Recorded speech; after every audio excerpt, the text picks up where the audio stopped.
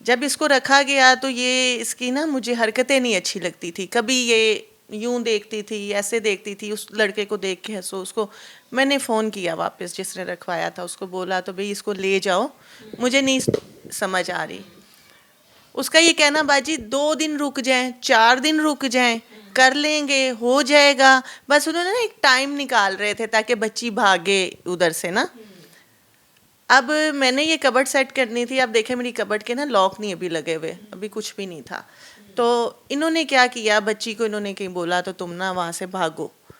वो मेरा हैंडबैग लेके घर से गई जिसमें मेरा एक अदद पासपोर्ट था, मेरी गोल्ड की चेन थी और कुछ कैश जो नॉर्मल होता है वो था।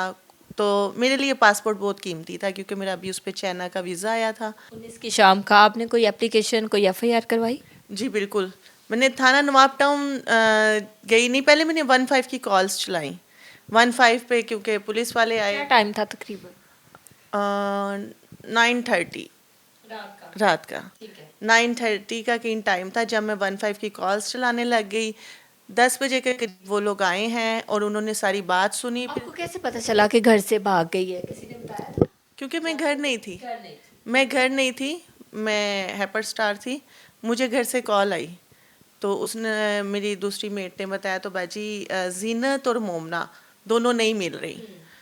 तो मैंने कहा चलो मैं आ रही हूँ। मैं जब आई और आते ही मैंने जब अपना पर्स और चीज़ें चेक की तो मुझे पता चला पर्स तो है ही नहीं, वो तो ले गई है।